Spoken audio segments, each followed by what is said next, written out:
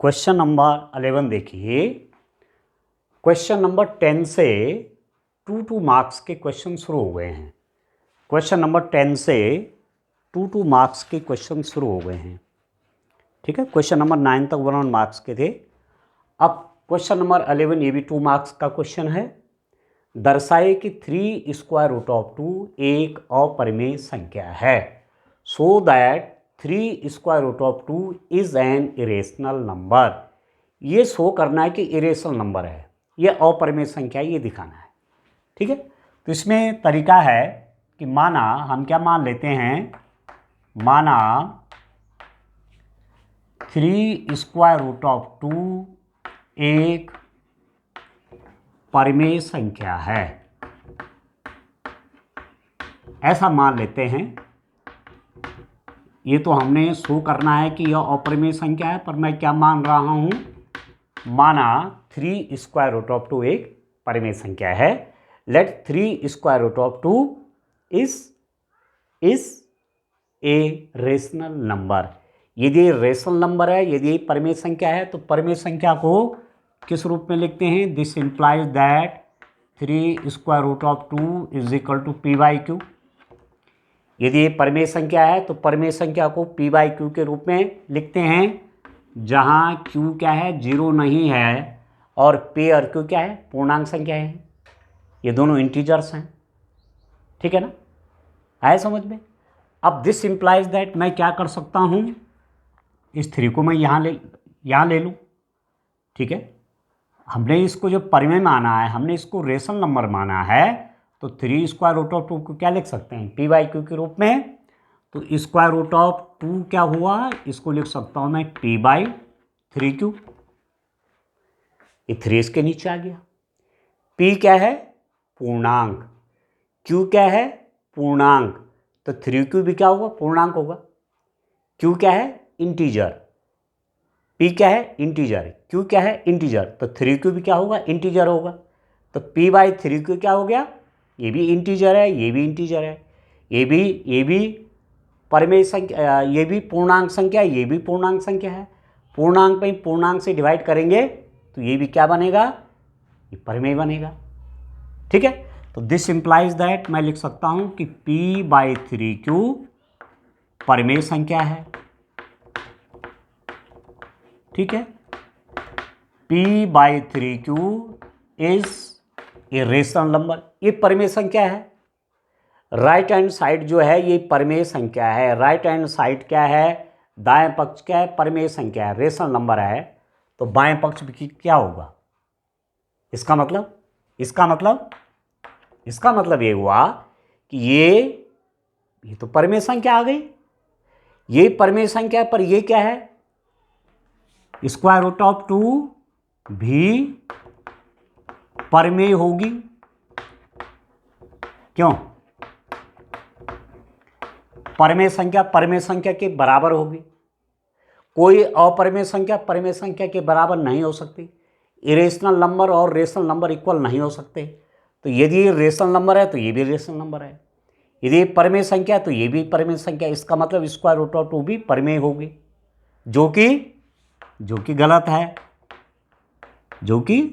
है, क्योंकि हमें मालूम है, क्योंकि हमको पता है, क्योंकि स्क्वायर रूट ऑफ 2 एक अपरिमेय संख्या है। Square root of 2 is an irrational number. इस बात को हम जानते हैं कि वर्गमूल 2 एक अपरिमेय संख्या है। स्क्वायर रूट ऑफ 2 क्या है, इरेशनल नंबर है। ये रेशनल है, ये इरेशनल है, तो कभी भी अपरिमेय संख्या परिमेय संख्या के बराबर नहीं हो सकती। ठीक है ना, ठीक है, ये तो हमको मालूम है, जो कि गलत है, क्योंकि स्क्वायर रूट ऑफ 2 क्या है, एक अपरिमेय संख्या है। इसको तो हम जानते हैं कि ये अपरिमेय संख्या है ये। ठीक है, तो यह बात कैसे आ गई। अब ये परिमेय, ये अपरिमेय है, परिमेय कभी भी अपरिमेय के बराबर नहीं होती। ये तो अपरिमेय है, तो ये परिमेय के बराबर कैसे हो गई। तो यह विरोधाभास क्यों हुआ, दिस इंप्लाइज दैट यह विरोधाभास, यह विरोधाभास इस कारण हुआ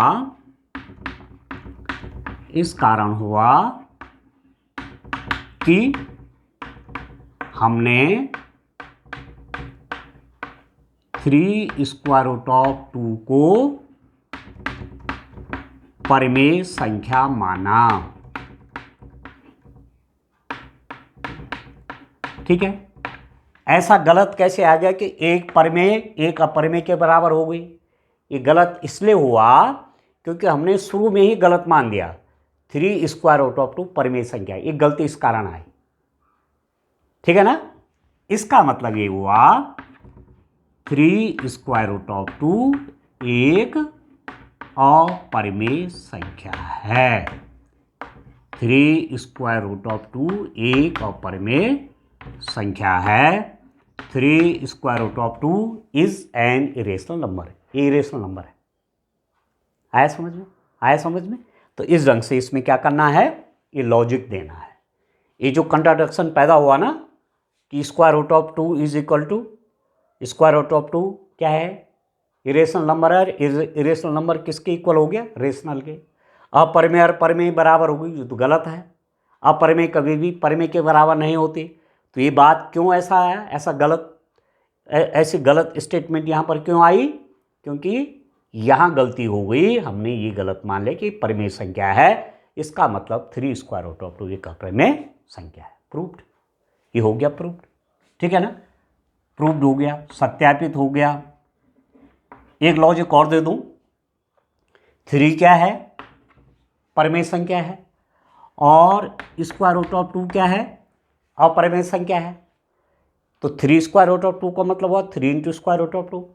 √2 अपरिमेय है, ये परिमेय है। परिमेय और अपरिमेय संख्या का गुणा हमेशा अपरिमेय आता है। Multiplication of A rational number and N irrational number is always irrational. तो यहाँ से भी आप समझ सकते हैं कि ये अपरिमेय संख्या है। ठीक है, चलिए इसी में नेक्स्ट क्वेश्चन देखते हैं। क्वेश्चन नंबर 12 भी करेंगे। इसको देखिए आप, तो इस रूप में डियर स्टूडेंट क्वेश्चन करना अक्सर पूछा जाता है। कई बार पूछा जाता है कि दिखाए कि वर्गमूल 2 परिमेय संख्या है। ठीक है, दिखाए कि वर्गमूल 3 परिमेय संख्या है। नहीं, वर्गमूल 3 अपरिमेय संख्या है। दिखाए कि वर्गमूल 5 अपरिमेय संख्या है। So that √2 is an irrational number. √3 is an irrational number. √5 is an irrational number. ठीक है, तो इस रूप में एक क्वेश्चन कई बार पूछा जाता है एग्जाम में, तो आप इसको ठीक से तैयार कर लीजिएगा। ठीक है, अब हम नेक्स्ट क्वेश्चन करते हैं डियर स्टूडेंट। आइए, क्या है मेरे पास नेक्स्ट क्वेश्चन, उसको समझते हैं। देखिए,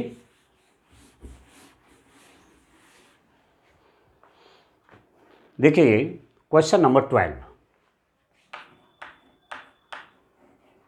क्वेश्चन नंबर 12 देखिए, 3 अंकों वाली कितनी संख्याएं 7 से विभाज्य है? बड़ा इंटरेस्टिंग क्वेश्चन है। 3 अंकों वाली कितनी संख्याएं 7 से विभाजित हैं या 7 से विभाज्य हैं? How many 3 digit numbers are divisible by 7? 3 digit number, कितनी 3 डिजिट नंबर 7 से डिवाइड है? 3 अंकों की कितनी संख्याएं 7 से विभाज्य हैं, ये हमको निकालना है संख्या। तो 3 अंकों की संख्या देखो, 3 अंकों की संख्याएं, 3 डिजिट्स नंबर कौन कौन होते हैं? 3 अंकों की सबसे छोटी संख्या होती है 100, उसके बाद 101, 102 और चलते जाएंगे तो 999। ठीक है, उसके बाद 1000 शुरू हो जाएगा तो 4 अंकों की संख्या है। तो 100, 101, 102 कहाँ तक? 999 तक, ये 3 अंकों की संख्या है। ठीक है, अब आप देखो 7 से विभाजित होने वाली सबसे छोटी 3 अंकों की संख्या। आप देखो 7 से विभाजित होने वाली 7 से विभाजित होने वाली 3 अंकीय संख्याएं। अब कौन कौन होंगे जो 7 से विभाजित हैं, जिनमें 7 से डिवाइड हो जाता है, जिनमें 7 से भाग जाता है। यदि आप 100 देखें तो 100 में 7 से डिवाइड करो, 7 1 जा 7, 3 7 4 जा 28, 2, 100 में तो नहीं जा रहा है। ठीक है, 101 करूँगा उसमें भी नहीं जाएगा, 102 करूँगा उसमें भी नहीं जाएगा, 103 करूँगा उसमें भी नहीं जाएगा, 104 करूँगा, ठीक है, 104 करूँगा उसमें भी नहीं जाएगा। 105 करके देखता हूँ, 105 में 7 से भाग करिए, 7 एकम 7, 10 में 7 गया 3, 35, 7 पंजे 35। तो 3 अंकों की सबसे छोटी संख्या 105 है, जिसमें 7 से डिवाइड होता है। 105 is the smallest 3-digit number which is divisible by 7। तो सबसे छोटी संख्या तो हो गई 105। उसके बाद कौन संख्या होगी, आप आगे और देखते जाइए। उसके बाद हमारे पास कौन संख्या हो रही है, इसके बाद फिर 112 हो जाती है। अब साथ साथ जोड़ते जाइए, 7 7 प्लस करते जाएंगे तो 7 से विभाजित होने वाली संख्या निकलेंगी। 105 7 जोड़ दिया तो 112, फिर 119, साथ साथ जोड़ते जाइए अप टू। अब लास्ट में देखो कि ये 999 जो है ना, ये 7 से डिविजिबल है कि नहीं है। 999 7 से विभाज्य है कि नहीं है, इसको देखें। अब 999 में यदि मैं 7 से डिवाइड करूंगा तो 7 1 जा 7, 9 में 7 गया 2, 29, 7 चौके 28, 9 में 8 गया 1, 19, 7 दूने 14, 5 शेष आ गया 5, नहीं हो रहा है। ठीक है, 998 वो भी नहीं होगा, 997 वो भी नहीं होगा, 996 ठीक है वो भी नहीं होगा, 995 वो भी नहीं होगा, 994 ठीक है 994 होगा। 994 जो संख्या है उसमें 7 से डिवाइड हो जाएगा। ठीक है, 7 1 जा 7, 2 7 4 जा 28, 7 2 जा 40। तो ये सबसे बड़ी संख्या हो गई 994। 3 अंकों की ये सबसे बड़ी संख्या 994। ठीक है, अब आप देखो एक एपी बन रहा है, यह एपी बन रहा है, यह एक समांतर श्रेणी है। इसमें से ये माइनस करेंगे तो 7 आएगा, इसमें से माइनस करेंगे तो 7 आएगा। ठीक है, तो यहाँ मैं लिख दूंगा यह एक एपी है। This is an arithmetic progression, जहां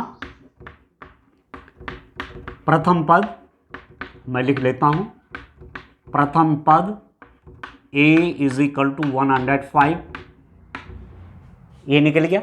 अब मैं सार अंतर कॉमन डिफरेंस निकालता हूं, सार अंतर d इज इक्वल टू, इसमें से माइनस कर लीजिए 112 माइनस 105, तो ये हो गया 7। ठीक है, और इस एपी का लास्ट टर्म ये है, इस अर्थमेटिक प्रोग्रेशन का, इस एपी का ये अंतिम पद है। तो माना मैं कहता हूं कि ये nवां पद है, मैंने देखना ही कौन सा नंबर का पद है। ठीक है, माना एपी का nवां पद, एपी का nवां पद 994 है। तो an बराबर क्या होता है, an बराबर a plus n minus 1 into D. an nवां पद ये 994 इज इक्वल टू ए, ये है 105 प्लस n-1 का, n-1 अभी मालूम नहीं है हमको, डी कितना आ गया 7। ठीक है, अब सॉल्व कर लेते हैं। 994 इज इक्वल टू 105 प्लस 7 से मल्टीप्लाई करिए, 7 and 7, ये प्लस माइनस माइनस, 7 1 जा 7। ठीक हो गया, और सॉल्व कर लेते हैं। आइए सॉल्व करते हैं डियर स्टूडेंट। सॉल्व करने के बाद देखो क्या आता है मेरे पास। यहाँ पर आप देखिए 994 इज इक्वल टू, इसमें से ये माइनस करेंगे तो कितना आएगा 98 प्लस 7n। ठीक है, इसमें से माइनस करेंगे तो 98 आएगा। इसको यहाँ ले लेंगे तो 7n इज इक्वल टू, यहाँ के माइनस हो जाएगा 994 माइनस 98, तो 7n कितना हो गया, 14 में से 8 गया 6, 18 में से 9 गया 9। ठीक है, 18 में से देखो ना, 14 में से 8 गया 6, 18 में से 9 गया 9, अरे हो जाएगा ये। तो n बराबर कितना होगा, 7 से डिवाइड हो जाएगा, 896/7। ठीक है, 7 एकम 7, हाँ 7 से कट जाएगा, 7 एकम 7, 1 बचा 19, 7 दूनी 14, 5 56, 7 8 56, तो n बराबर 128। जो ये लास्ट पद है ये वाला, ये nवां पद है, और n मतलब 128, 128। तो कहने का मतलब ये हुआ कि 3 डिजिट नंबर, 3 अंकों की संख्याएं, कुल कितनी संख्याएं जो 7 से विभाज्य हैं, 129। ठीक है, तो लास्ट में आंसर यहां पर लिख देता हूं मैं, लास्ट में आंसर लिख देना चाहिए, जैसा प्रश्न पूछा गया है उस रूप में आप आंसर लिखिए। यहां लिख देता हूं मैं 3 अंकों वाली, 3 अंकों वाली 128 संख्याएं, 128 संख्याएं 7 से विभाज्य हैं। ठीक है, 120 नंबर्स, यहाँ देखो हाउ मैनी 3 डिजिट नंबर, आप लिख देंगे 128 numbers, 128 3 digit number are divisible by 7। 128 संख्याएं हैं वो जो 7 से विभाज्य हैं और 3 अंकों वाली। ठीक है, चलिए और क्वेश्चन देखते हैं। आइए और क्वेश्चन मैं लिख लेता हूं बोर्ड में। क्वेश्चन नंबर 13 देखते हैं। ABCD एक समलंब है जिसमें AB पैरेलल है DC तथा इसके विकर्ण परस्पर बिंदु O पर प्रतिच्छेद करते हैं। दर्शाए कि AO by BO is equal to CO by DO। ठीक है, ABCD is a trapezium in which AD is parallel to DC and its diagonal intersect each other at point O so that this। अब मैं बनाता हूं एक trapezium. एक समलंब चतुर्भुज क्या हुआ, समलंब चतुर्भुज एक ऐसा चतुर्भुज जिसमें आमने सामने की भुजाओं का एक जोड़ा समांतर हो। आमने सामने की भुजाओं का एक जोड़ा क्या है, समांतर होना चाहिए, तो समलंब बन जाता है। Trapezium means a pair of opposite sides are parallel. ठीक है, तो जैसे मैं कहूं, यहां आप देखिए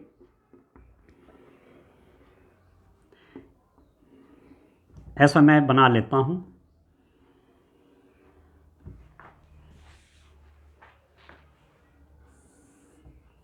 आप देखिए, और ऊपर ले लेता हूं इसको, थोड़ा सा चित्र बड़ा बन जाए। ठीक है, इसको मैं यहाँ ज्वाइन कर लेता हूँ, इसको मैं यहाँ ज्वाइन कर लेता हूँ।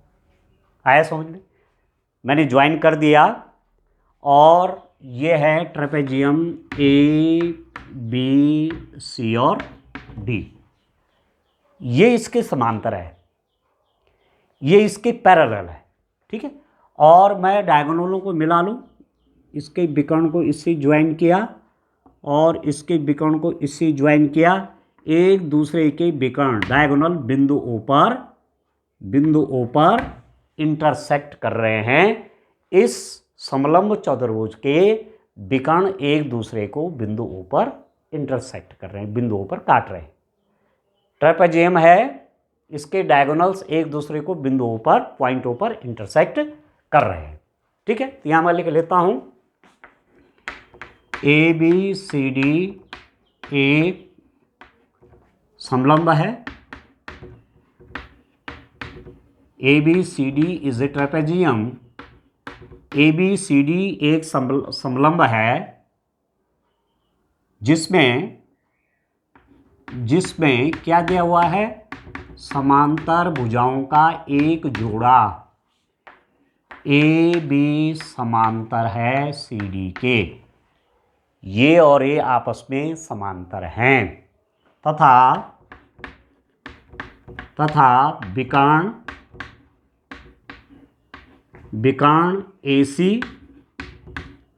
व BD एक दूसरे को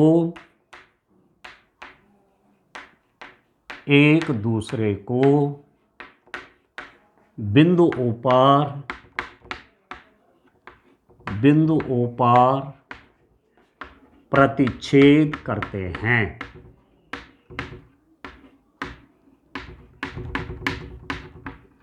ठीक है डियर स्टूडेंट, हम क्या कह रहे हैं, ए बी सी डी एक समलंब चतुर्भुज है। समलंब मतलब ए वाली साइड इसके पैरेलल है, ए बी समांतर है सी डी के, तथा विकर्ण ए सी व बी डी एक दूसरे को बिंदु ओ पर प्रतिच्छेद करते हैं।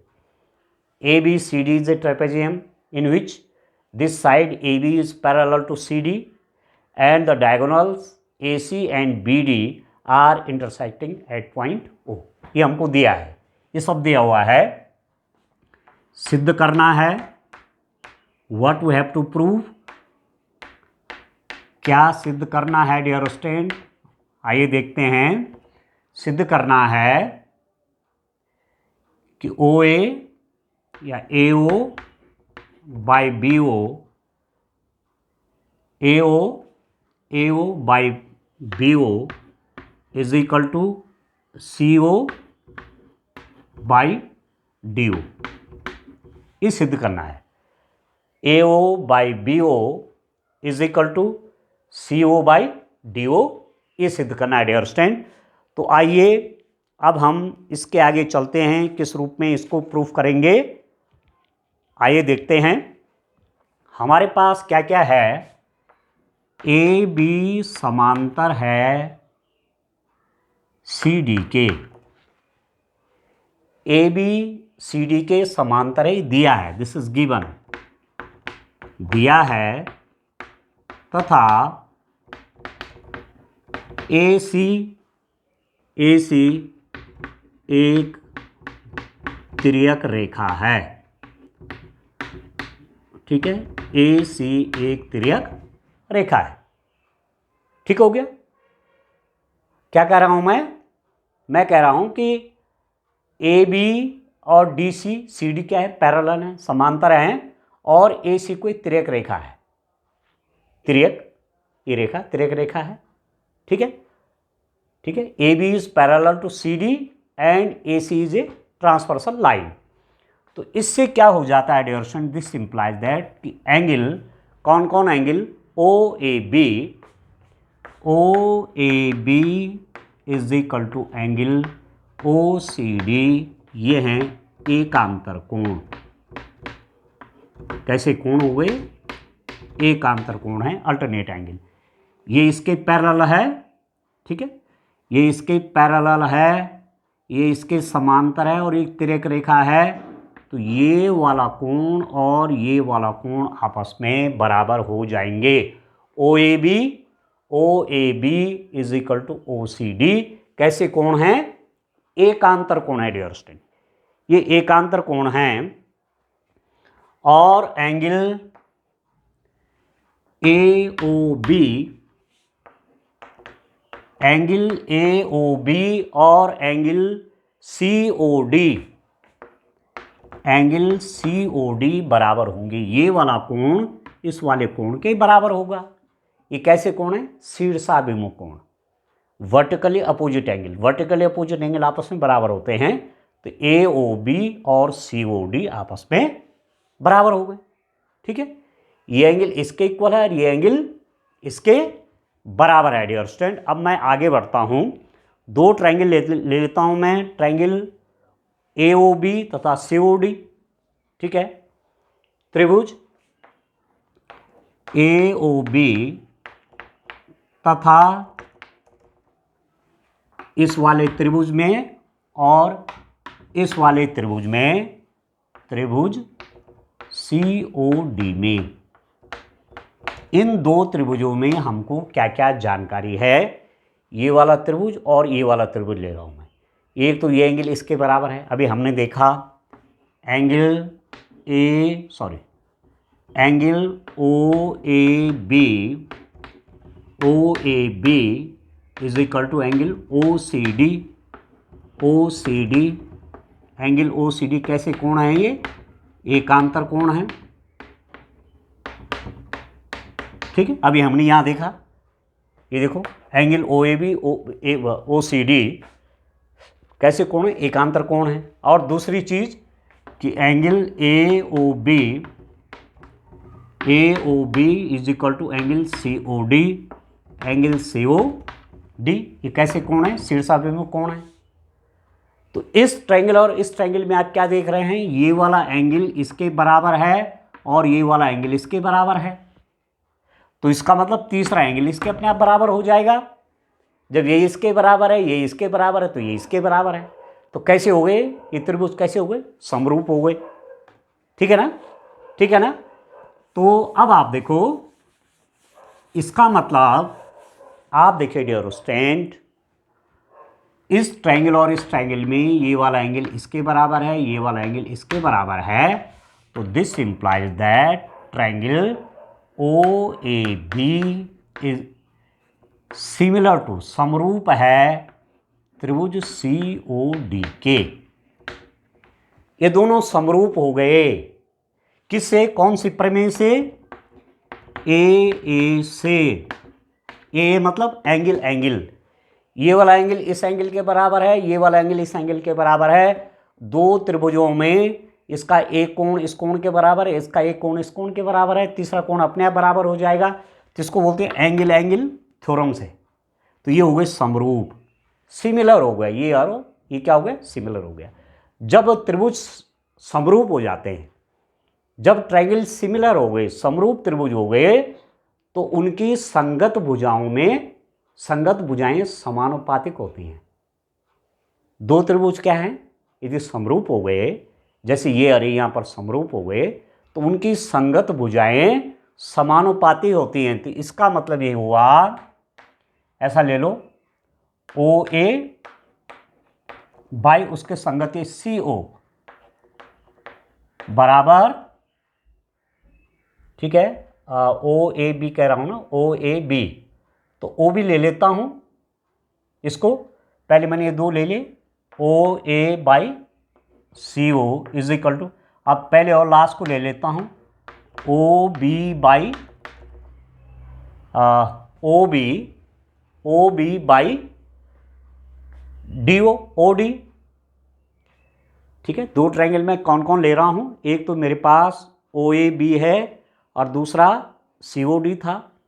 मैंने क्या ले लिया? ओ ए संगत भुजाएं, ये वाला ट्रायंगल और ये वाला ट्रायंगल कैसे हो गए? समरूप हो गए। ये और ये सिमिलर है। ठीक है, समरूप हैं, तो इनकी संगत भुजाएं, इसकी संगत भुजा ये होगी। तो ओ ए बाई सी ओ, ये तो मैंने लिख दिया। और ओ बी इसके संगत भुजा कौन होगी? ये वाली होगी। इसको लिख देता हूं मैं ओ डी। ठीक हो गया।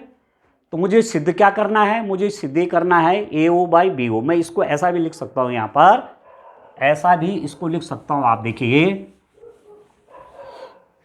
ऐसा भी लिख सकता हूं डियर स्टूडेंट, इसको देखो आप, ओ A O A by C ओ, चलो एक बार यहाँ उतार लेता हूँ, बराबर O B by O D. तो इसको मैं यहाँ लिख लूँ और इसको मैं यहाँ लिख लूँ, तो O A by O C is equal to, इसको यहाँ ले लेता हूँ, ओ सी बाई ओ डी। ठीक है, तो ओ ए को मैं ए ओ लिख सकता हूँ, ओ ए बोलो चाहे ए ओ बोलो, एक ही बात है, A O by, okay okay, मैंने क्या किया था इसमें, ओ ए, और इसको मैं यहाँ ले आ रहा, इसको यहाँ, तो ये ओ बी होना है, O B, O A by O B, इसको मैं यहाँ ले आया तो ये यहाँ चला गया, ओ सी बाई ओ डी है ना, तो ओ ए को मैंने क्या कर दिया, ए ओ। ठीक, और ओ बी को मैं बी ओ कह सकता हूँ, इज इक्वल टू, ठीक है, ओ सी को मैं क्या कह सकता हूँ, ओ सी बोलो चाहे सी ओ बोलो, एक ही बात है, डिवाइडेड बाई ओ डी बोलो चाहे डी ओ बोलो, एक ही बात है, ओ डी बोलो चाहे डी ओ बोलो, एक ही बात है। तो क्या प्रूफ, ये तो लाना था। ठीक है, A O by B O is equal to C O by D O, proved. ठीक है, understand, A O by B O is equal to C O by O D, ये प्रूफ करना था। ठीक है ना, चलिए एक क्वेश्चन और देखते हैं, आइए इस क्वेश्चन को देखें डियर स्टूडेंट। क्वेश्चन नंबर 13 में अथवा इंटरनल चॉइस है, आंतरिक विकल्प है, या तो इससे पहले वाला करना था जो मैंने अभी सॉल्व किया, या तो ये करना है। क्या दिया हुआ है, दी गई आकृति में एक ट्रायंगल है, ये एक त्रिभुज है, डी ई समांतर है बी सी के, डी ई और बी सी समांतर हैं, ए डी ज्ञात कीजिए। ठीक है, तो अब चलो इसका सॉल्यूशन करते हैं। ध्यान दीजिए, यहां पर हमारे पास है D E is parallel to B C, sorry, D E और बी सी आपस में समांतर हैं, इसके समांतर ये रेखाखंड है। तो एक प्रमेय आपने पढ़ी होगी, ऐसी स्थिति में क्या हो जाता है, जब ये इसके समांतर है, आधार के समांतर कोई रेखाखंड खींचा गया है, तो इसमें अनुपात बच्चों समान होते हैं। This implies that A D by B D is equal to A E by E C, A D by B D is equal to A E by E C. एक प्रमेय आपने पढ़ी होगी, क्योंकि ये और ये आपस में समांतर हैं, तो इनकी इन भुजाओं में जो अनुपात होगा, इसमें भी अनुपात होगा, इसमें और इसमें जो रेशियो होगा, वही रेशियो इसमें और इसमें हो जाएगा। तो मेरे पास क्या है, ए डी तो नहीं दिया हुआ है, पर मुझे बी डी दिया हुआ है। बी डी कितना है, 7.2, 7.2 इज इक्वल टू ए ई है 1.8, 1.8 डिवाइडेड बाई ई सी है 5.4, 5.4। ठीक है, अब ये मल्टीप्लाई में यहाँ चला जाएगा, क्योंकि मुझे ए डी का मान चाहिए, तो इसकी गुणा कहाँ हो जाएगी, यहाँ हो जाएगी। तो A D is equal to 7.2 गुणा गया 1.8, इसकी मल्टीप्लाई यहाँ हो जाएगी, डिवाइडेड बाय 5.4। अब काट लेते हैं, देखो 1.8 5.4, तो हम चाहें तो इसका डेसिमल हटा देंगे। ए डी बराबर, इसको मैं ऐसा लिख सकता हूँ, 7.2 इंटू 18/54, डेसिमल के बाद 1 डिजिट, डेसिमल के बाद 1 डिजिट, दशमलव के बाद एक अंक, दशमलव के बाद एक अंक, हटा दीजिए तो 18 तिया 54। तो ए डी कितना हो गया, A D is equal to कितना हो गया, 7.2/3। 7.2 में 3 से डिवाइड करिए, तो ए डी बराबर 3 का भाग दीजिए, 7.2 में 3 से आप डिवाइड करेंगे, 3 दूनी 6, 7 में 6 गए 1, दशमलव यहाँ चला जाएगा, 2 उतर गया, 3 चौके 12, तो ये हो जाएगा 2.4 सेंटीमीटर। तो ये आ गया 2.4 सेंटीमीटर। यही आपको फाइंड आउट करना था, फाइंड ए डी। तो ए डी कितना आ गया, 2.4 सेंटीमीटर। ठीक है ना। तो यहाँ थ्योरम आपको याद रखनी होगी, ये इसके समांतर है, इसलिए इसमें जो अनुपात होगा वही अनुपात इसमें होगा। इस ट्रायंगल में BC और DA आपस में पैरेलल है, तो इनकी जो साइड्स हैं AD by BD is equal to AE by AC होगा। उसी से मैंने ये सॉल्व कर दिया। ठीक है, चलिए और आगे देखते हैं। आइए क्वेश्चन नंबर 14 को सॉल्व करते हैं। 5 सेंटीमीटर त्रिज्या वाले एक वृत्त के बिंदु P पर स्पर्श रेखा 5 सेंटीमीटर त्रिज्या वाले एक वृत्त के बिंदु P पर स्पर्श रेखा PQ केंद्र O से जाने वाली एक रेखा से बिंदु Q पर इस प्रकार मिलती है कि OQ 13 सेंटीमीटर है। तो P किसकी लंबाई बतानी है? PQ की लंबाई बतानी है, इस टेंजेंट की लंबाई बतानी है। ये वृत्त है, ये उसका केंद्र है, ये उसकी त्रिज्या 5 सेंटीमीटर है। एक वृत्त की स्पर्श रेखा है ये, ठीक है, किसी बाह्य बिंदु से खींची गई, और वो स्पर्श रेखा केंद्र O से होकर जाने वाले रेखाखंड पर Q से मिलती है, और ये कितना है? 13 सेंटीमीटर है। तो आपको PQ चाहिए। ये टेंजेंट PQ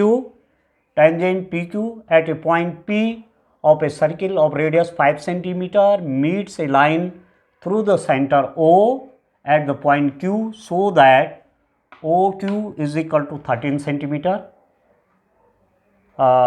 So that तो नहीं होगा ये, I think through the center O at the point O so that OQ, ठीक है, इस प्रकार से है कि OQ 13 सेंटीमीटर है। तो find the length of PQ। अब ध्यान दीजिए, टेंजेंट की परिभाषा आपको आनी चाहिए। स्पर्श रेखा और त्रिज्या के बीच में हमेशा 90 डिग्रीज का एंगल होता है, ये आपको याद रखना है। ये कोण कितने का है? 90 डिग्री का है। This angle is of 90 degrees. Angle between radius and tangent is always 90 degree. किसी त्रिभुज की स्पर्श रेखा और त्रिज्या के बीच में 90 अंश का कोण होता है, तो समकोण त्रिभुज बन गया एक्चुअली। ठीक है, त्रिभुज OPQ एक समकोण त्रिभुज है, समकोण है। त्रिभुज OPQ एक समकोण त्रिभुज है जिसमें कोण OPQ 90 डिग्रीज है।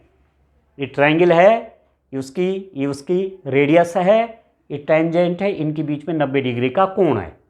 ठीक हो गया। तो कैसा ट्रायंगल बना ये? Right angle triangle. रेडियस और टेंजेंट के बीच में 90 डिग्री का एंगल। तो 90 डिग्री के सामने वाली की जो इस साइड होगी 90 अंश के कोण के सामने की भुजा, इसको बोलते हैं कर्ण। एक कर्ण हो जाएगा, एक लंब हो जाएगा, एक आधार हो जाएगा। ये हाइपोटेन्यूज बन गया 90 डिग्री के अपोजिट। ये रेडियस है और एक साइड ये है। तो समकोण त्रिभुज OPQ में in right angle triangle OPQ आप जानते हैं OQ square is equal to OP square plus PQ square. Pythagoras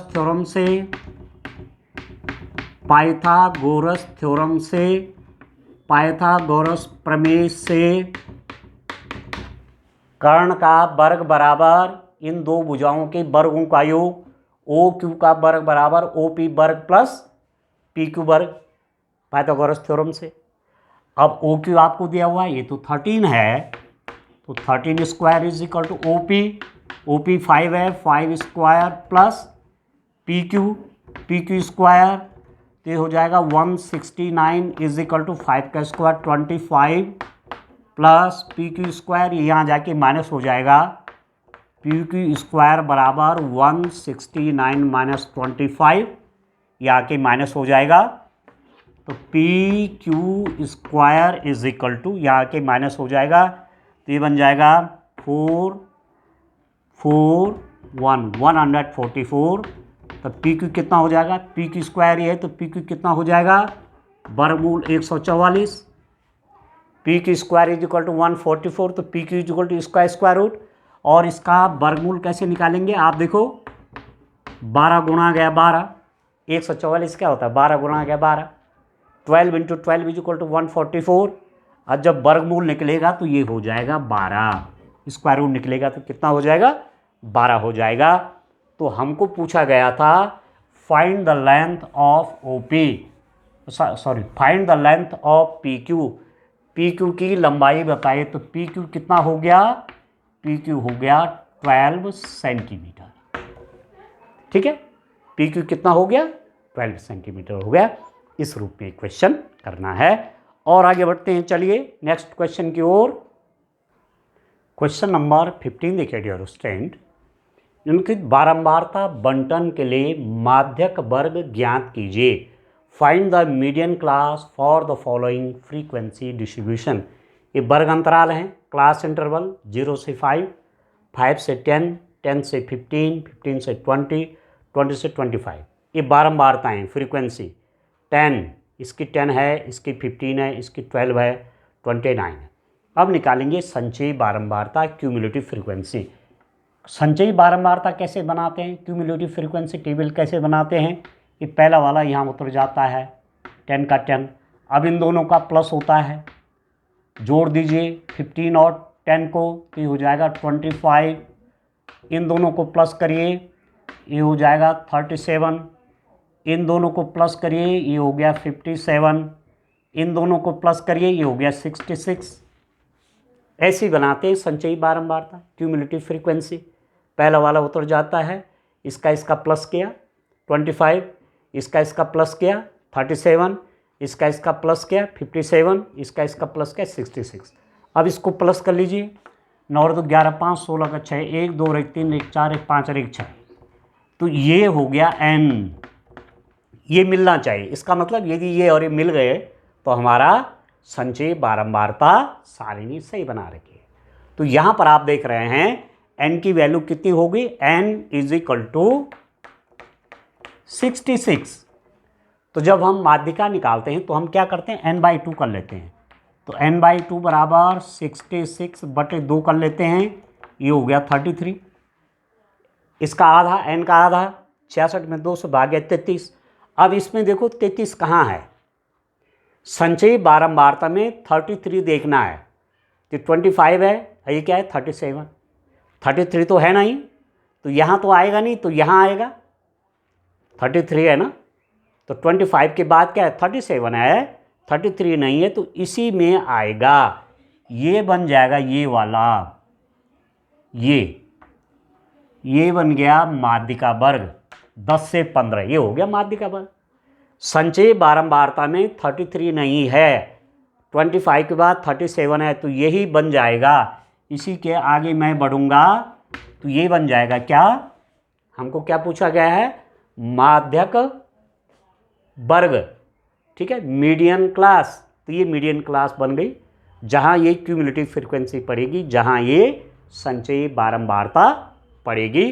तो यहाँ मैं लिख दूंगा माध्यक वर्ग, माध्यक वर्ग, ठीक है, मीडियन